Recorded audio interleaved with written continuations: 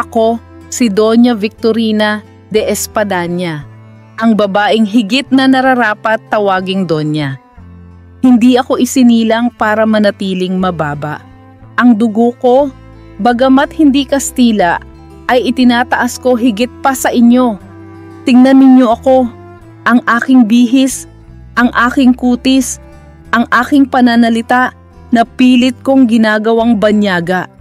Hindi ako isang Indio, ako'y higit pa doon. Mula pagkabata, pinangarap ko na ang maging mataas ang tingin ng lipunan sa akin. Nakita ko kung paano tinitingala ang mga Kastila at ipinangako ko sa sarili, ako man ay magiging isa sa kanila. Hindi ko hinayaang manatili lang sa probinsya. At sa wakas, dumating sa akin ang pagkakataon.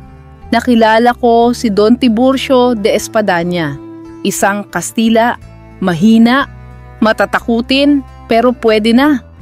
Oo, siya'y dating opisyal ng adwana sa Espanya na napadpad sa Pilipinas at pagkaraan ay nagkunwaring doktor upang makaraos.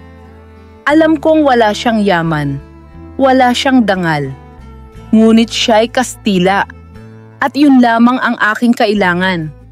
Ako mismo ang nagpumilit, ako ang nagdesisyon na kami magpakasal.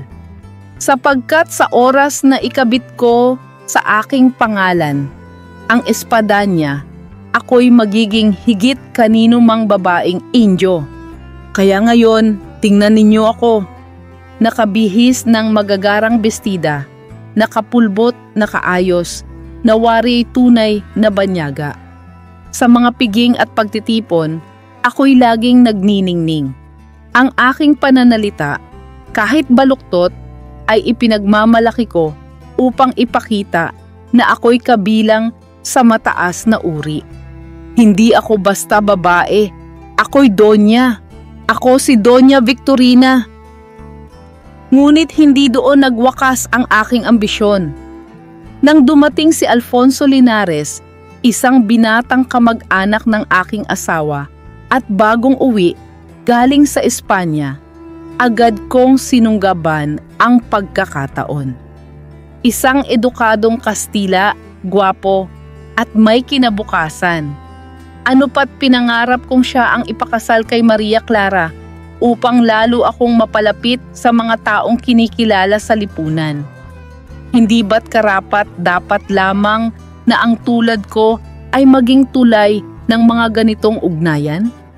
Ngunit kahit gaano ko pinilit, hindi ako nagtagumpay.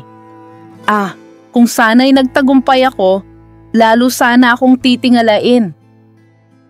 At huwag ninyong kalimutan, ako si Doña Victorina, ang babaeng hindi basta nagpapatalo. At kahit pa may Doña Consolacion, ang babaeng asawa ng Alperes, wala akong pake. Iniisip siguro ng iba na itinuturing ko siyang kakumpetensya dahil lagi kaming nagbabanggaan. Siya ay mas mababa sa akin, isang babaeng walang modo, isang babaeng kumakapit lamang sa kanyang asawa upang tumaas ang antas. Ngunit sino ba siya para ipantay sa akin? Hindi ko siya kinikilalang karibal. Ako si Doña Victorina at siya'y isang katawa-tawa. Ngunit oo, aminado akong ang mga pagtatalo namin ay nagiging usapan ng lahat. Ngunit hindi ba't iyon lamang ay lalo pang nagpatingkad sa aking pangalan?